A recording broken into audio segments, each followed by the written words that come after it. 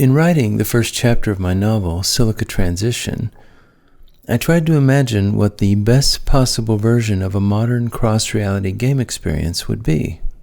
My company, Convergence of 4 Dimensions, is developing technology that will move us toward that possibility. A game so immersive that you might forget you are playing a game. A simulation that extends beyond the game universe and encompasses the game's center or arena you are visiting. From the moment you arrive, you are in the experience. At the open, you are immersed in a traditional sci-fi adventure, a multi-world conflict between warring clans. You could see something like this in Starship Troopers, where you drop to a planet's surface and wipe out the opposing forces. Various agents within the game are operating through different interfaces. One point of view would be a battlesuit or drop tank occupant that moves around a planet's surface delivering lethal ordnance from a first or third-person perspective.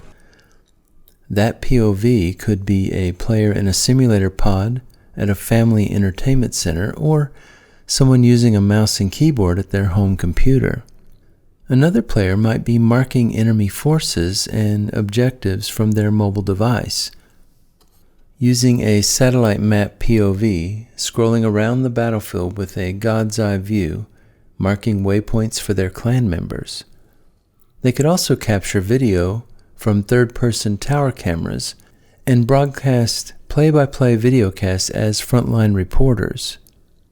From their high-altitude vantage point, they could launch remote drones that could infiltrate enemy lines and provide reconnaissance data that breaks through the fog of war.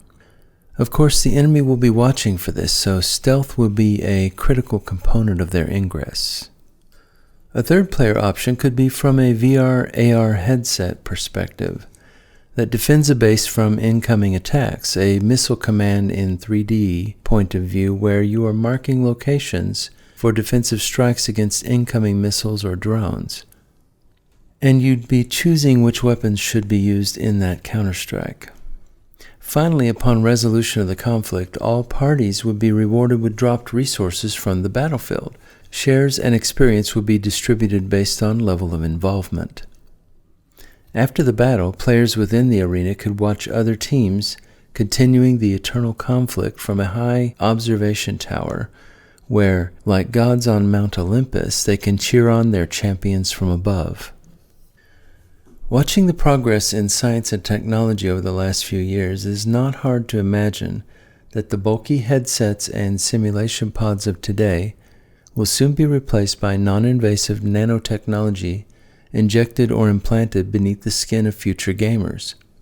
When that technology transition occurs, will it be turned from a fanciful entertainment venue to the pacification of the masses, where one day you drop into a game and without your comprehension simply never awaken from that immersive, dreamlike state? Read Silica Transition by T.A. Rowe.